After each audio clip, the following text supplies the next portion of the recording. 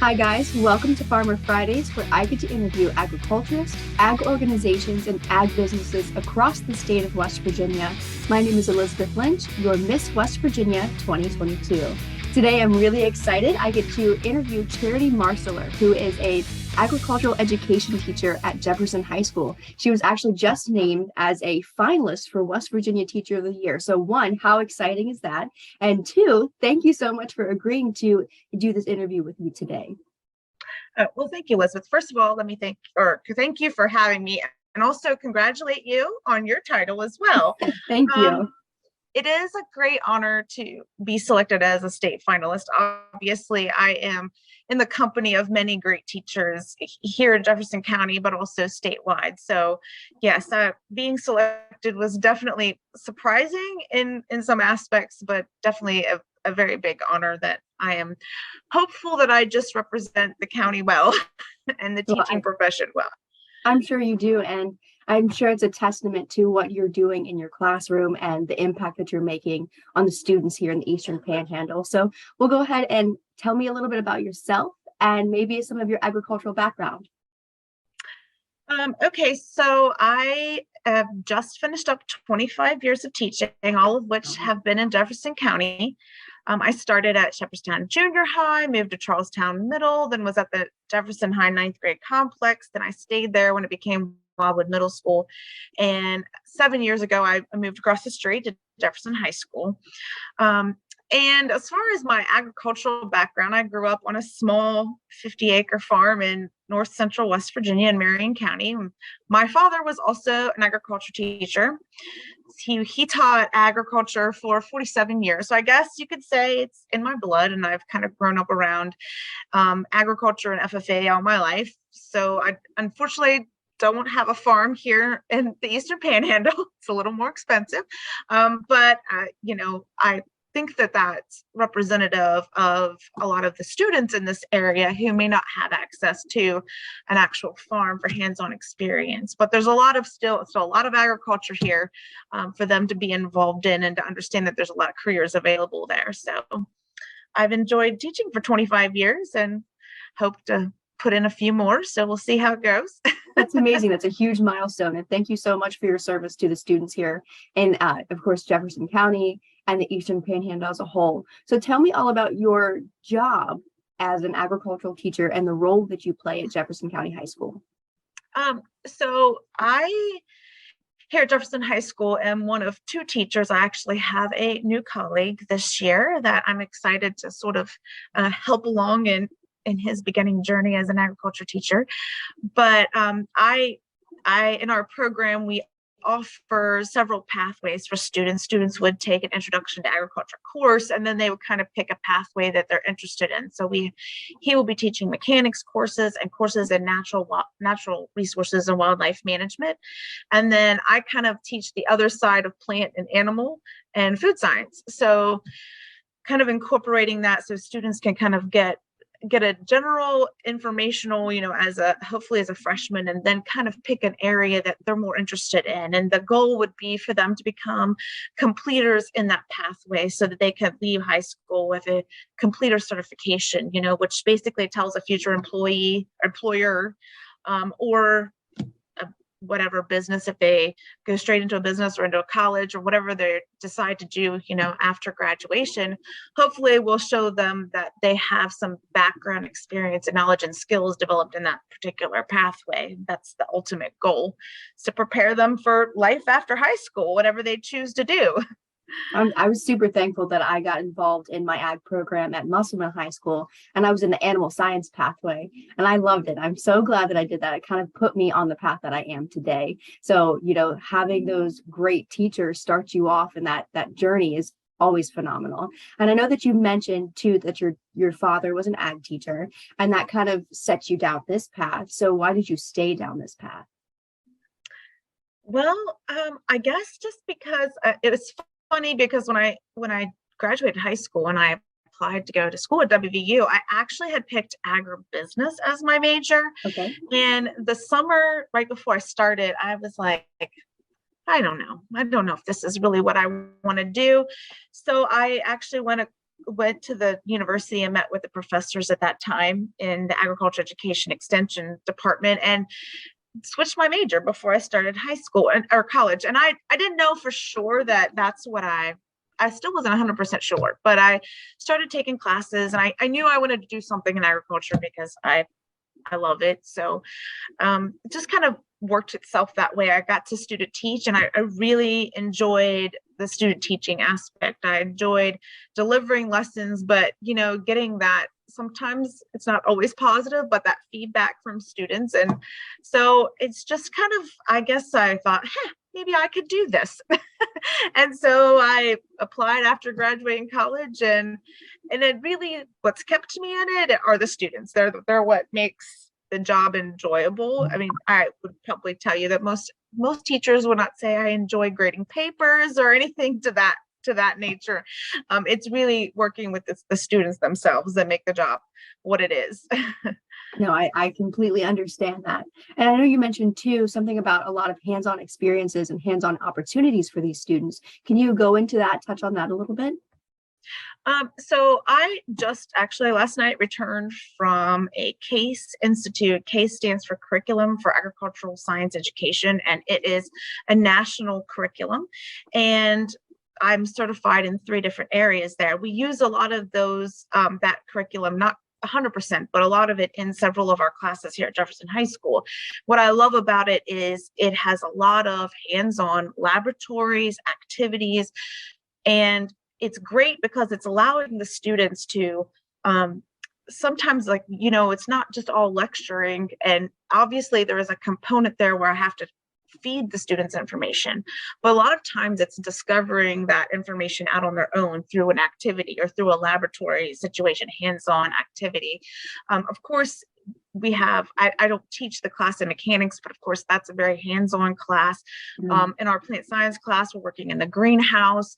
We had chickens at one time before COVID. So my students in my animal production management class were caring for chickens and selling the eggs here at school to teachers. We worked with the cafeteria to get leftovers from the cafeteria's salad bar that they weren't using anymore. So the students are getting to get hands-on experience, and they may not have that experience, as I said before, at home, but we're trying to provide as many opportunities as we can for them to see that agriculture and kind of work on those problem-solving skills, because agriculture is, there's a lot of need for, obviously everybody has to eat. So we definitely need to be developing the minds of scientists and the farmers and people who are going to be really pushing forward to create, grow new products. But, not just, a lot of people think only farming, but there's just so many aspects to agriculture, the marketing, the transportation, all of those aspects. And the more I talk to different industry people, the more I realize that, and I think probably everybody has heard this, is there's a lot of jobs available out there right now. And so I think it's a good season for students who, really going to have a lot of choices to pick from as they develop those skills. And once they graduate, to really go into areas that they really, I think the job opportunities are there, and which is exciting for them and their future. One of my favorite sayings that I gathered from FFA is agriculture is so much more than cows, sows, and plows. Mm-hmm. So, being able to talk about that and the different careers in agriculture in your classroom, and then also providing those hands-on experiences so that, people can maybe spark that passion for it, is a huge thing. And I know going through high school, I always remember those hands-on opportunities over sitting there and lecturing all day. So I love that. That's amazing. So you're also an advisor for your FFA chapter at Jefferson High School, correct? Mm-hmm. Yes. So for people at home who may not know, what is FFA? So FFA is a national youth organization developed for students who are enrolled in agricultural education classes. And primarily, most of those classes are in a public school setting, although there are a few chapters across the nation, not in West Virginia, but across the nation, that are actually in charter schools. Mm-hmm. But primarily it's public education. It was developed from Public Law 740 that Congress had passed. And so FFA is a component of the agriculture education program. So there's 3 components. There's the classroom laboratory part that we're most familiar with. There is FFA, which is providing the leadership components. So students are learning information in the classroom, and then they have the opportunity to put those skills to work in different FFA activities and competitions. And then there's the third component, which is a supervised agricultural experience. So every student is required to complete a supervised agricultural experience. And that is basically real world application of what they've been learning in the classroom in an area in agriculture that they're interested in and want to know more about. And sometimes that ends up being a career that they choose, and sometimes it's not, but at least they have grown personally. They have to keep records. And so record keeping is always a lifelong skill. Everybody's going to need to know that information, manage your checkbook, and so on and so forth, making business decisions. So, I think that all of those components of a student really invests themselves in all three, that when they graduate, they're going to be so much further ahead than their peers, because most programs are not offering all of that real world experience, those leadership skills that FFA helps to provide. And so that's, I think, exciting. And I think it's something that's unique to the agriculture education program nationwide. I love that. And I love that a student can join FFA and gain all of these different experiences and, of course, leadership skills and professional development. There's so much that a student can gain from being a part of FFA. And I know personally, I loved my time in FFA. I loved all of the different things that I got to do. So it's a huge opportunity. And I know, too, that you don't have to have any sort of agricultural experience before joining FFA, correct? Correct. Absolutely. Definitely not needed. I have lots of students, and as well as across the Eastern Panhandle, that are living in housing developments. I personally live in a housing development, so I totally get that. But one of the great things, and one of the things that I love about this area, is that we have such a great community support. The agricultural community here is always supportive of the students and FFA programs and what they're learning, and they provide those opportunities for students who may not have that ability or the resources to do that. They're more than happy to help. I'm pretty sure if you call just about any farmer in our area, they would say, sure, bring them over. I would love to show them around my farm and teach them some things. So I feel like one of the things that's kept me in Jefferson County, and even I know it's true in Berkeley County as well, there is great community support. And without that, our programs couldn't thrive, that's for sure. So absolutely. I'm always very thankful for the community support that we have here. Now, the other thing, too, is the FFA creed. I talk about the creed 24/7. I feel like it's one of the things that I have absolutely loved and really carried with me throughout the rest of my life. And one of the things in the creed is talking about the joys and discomforts of agricultural life. So what do you consider a discomfort or a challenge when it comes to teaching agriculture? I would say, obviously, there's lots of challenges in teaching, but in teaching agriculture specifically, it is getting across to people that it isn't just farming, that there are a lot of areas. And the other challenge is just trying to meet students where they are. It's a kind of I guess a sad point, but a lot of students unfortunately don't have a supportive home life. They come to school with some issues that they don't really have control over. And so I think trying to meet students where they're at, there's so many different varying levels of that, both physically, whether they're hungry. I mean, one of the basic things that we learn in education is your mind's not going to work if you're sitting there and you're thinking about, I'm hungry all the time. So simple things like that are definitely challenges, not necessarily food wise, but I think for students today, they're dealing with a lot of things, and the COVID pandemic has exacerbated that, which we've seen in education. It's really hurt students mentally and emotionally, and we need to meet them where they are and help grow them. And so it's just requiring more effort and being a little more creative about how we go about doing that in education. And I know that just from hearing you say that, that's probably one of the many reasons why you are up for this award for finalist of the year when it comes to your teaching stuff, because it's the fact that you even recognize that when it comes to your students means you care. And that's a huge thing. And I know that I appreciate that. And I'm sure other parents and students appreciate that as well. So wanted to make that point because I can guarantee you that's one of the reasons why you are Thank here you. this morning. So you talked about the discomforts. Now talk about the joys. What is the best parts about teaching agriculture? The best parts about teaching agriculture really would be moments when you can see the light bulb click. Like obviously you're not seeing a light bulb turn on, but you can see it in their eyes and in their facial expression. And that is obviously you're like, yes. One of my favorite stories, and this was back when I taught middle school, we were doing a water quality study on Elk Run watershed down here in Shenandoah Junction. And I took students down and we took water samples and we would compare and analyze and from, month to month. And then we also would meet with, there was a science teacher, Harpers Ferry Middle School at the time, that we would Zoom with. So our classes would analyze and Zoom, and they were testing further downstream. So we were comparing those, and we had done some microbial E. coli growing in our, well, we didn't really have much of a lab, but we had some petri dishes and some agar in there. And the kids, I remember this kid looking at the petri dish, and there's bacterial colonies in it, obviously. And I'm telling them how you count bacterial colonies. And he said, "That's in the water that I'm drinking?" And I said, "Yes." And he was like, "That's disgusting." Now, obviously, that water was going through a water treatment plant, so it wasn't like we were drinking water out of the stream.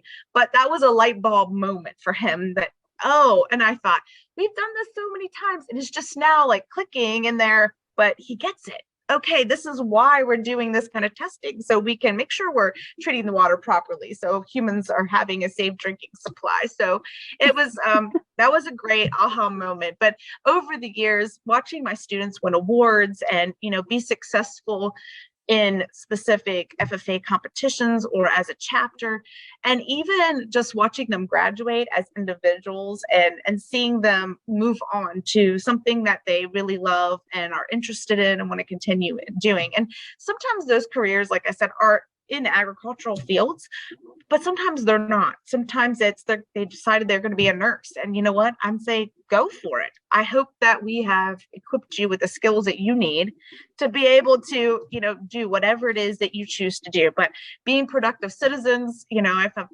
after 25 years, many students, and seeing them, prosper and flourish in whatever field they've chosen is rewarding enough to me.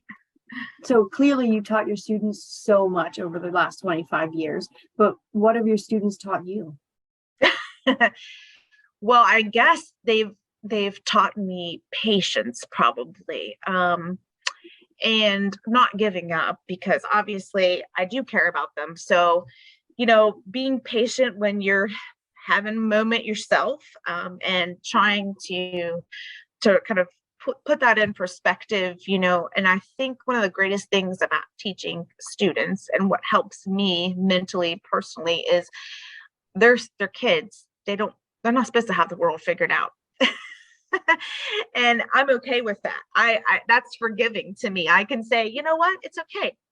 Maybe there's a lot of 40-year-olds that don't have the world figured out either, but to me, they're young and they're learning, and so if they're putting forth that effort to learn, then that's great. So I think patience is probably the one major thing that they have taught me over the years, although I'm sure there's probably a laundry list of other things. But being patient and understanding of what where that student is, I think has been a learning process over the years for me to understand that. And that just comes from interacting and building those relationships with students, and over the years, it's not something that just automatically clicks when you start teaching. So I love that. I love that so much. Kind of switching gears a little bit, I was reading that you also participate in organizations that help target food insecurity. Is this something that you can go into?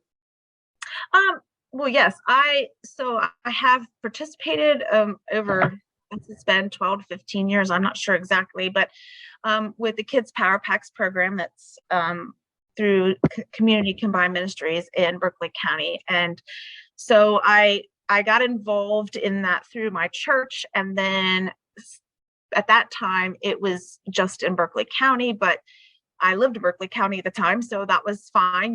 We would go and pack food and those kind of things. But teaching in Jefferson County, I realized that there was a need to bring that program there. And there was a desire from, the director there to pull it into Jefferson County as well. So my husband and I tried to work, because he's also a teacher, we tried to work on helping that process of getting it into Jefferson County. And now all the schools in Jefferson County, and I think all of them in Berkeley County as well, are, have access to the program. So that is important.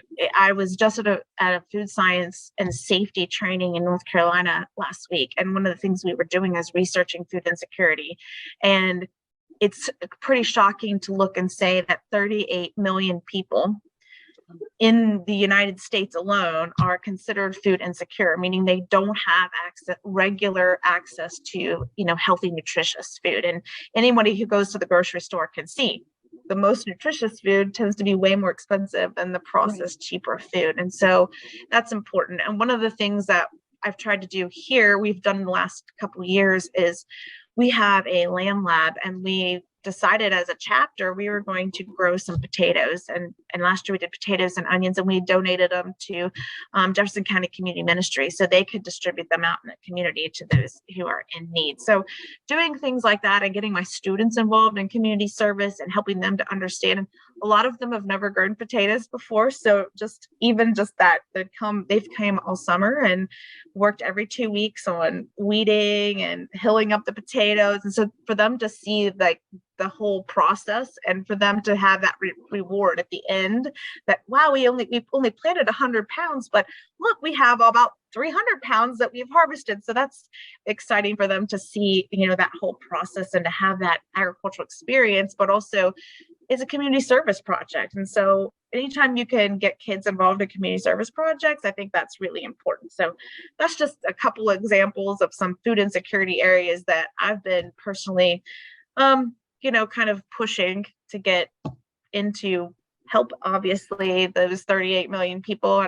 Obviously, they're not all in our area, but definitely a need is there for us as agriculturists to meet. And it's a daunting task, considering the transportation issues that we're having nationwide and even globally, and the food issues that are going on as well globally. So it's not going to go away. Everybody has to eat. So we need to be able to an agriculture education to prepare those students to meet those challenges that they're going to be dealing with, obviously, even as a consumer of food. And this is phenomenal. I mean, you're not only making an impact on your students in the classroom, but you're also making an impact in your community, and then getting your students to also do that as well. So I love that. I love everything that you're doing. So I've got 2 more questions for you. If there was one thing that you could pick, what is one thing that you would want people to know about West Virginia FFA or students who are involved in FFA? Well, I think because of an FFA student who has really immersed themselves and become an active member, and they've developed skills that, like I said a little bit earlier, that their peers may not have had the opportunity to develop. So I think that makes them highly employable people. There's, as we said earlier, there's plenty of jobs available depending on the area that you want to go into. So I think that, I guess, for other people who may not be aware of the program, I would say learn as much as you can. Talk to these students. There's been past students who have said they walked into an interview, and before they even really got very far in the interview, the person interviewing them said, "You were an FFA, weren't you?" And they were like, "Yeah, how did you know that?" "Well, because you have communication skills, because I can tell by the way that you carry yourself, So I think that maybe for those people who are not aware, I would ask that they would look into students who have been through an agriculture program, because that's one of the things that we're trying to develop, our leadership skills to make them a productive citizen, obviously, within the agricultural field. But honestly, if you look at the FFA mission, the idea is to make a positive impact on the lives of students by developing their potential for premier leadership, personal growth, and career success none of those things say they have to be doing that in the agricultural field. So I think no matter what walk of life or business that's out there, they should consider these students as, good employees or potential employees. I love that. And I agree with that 100%. So thank you so much for sharing that. And I've got one final question for you, and I hope that you'll appreciate it. I ask this question to every single person that I do a Farmer Friday interview with. And it's something that I absolutely love. Again, I love talking about the FFA creed. So it's kind of based off of that. So why do you believe in the future of agriculture? Well, obviously, without agriculture, we would be naked and hungry. That's what we like to say.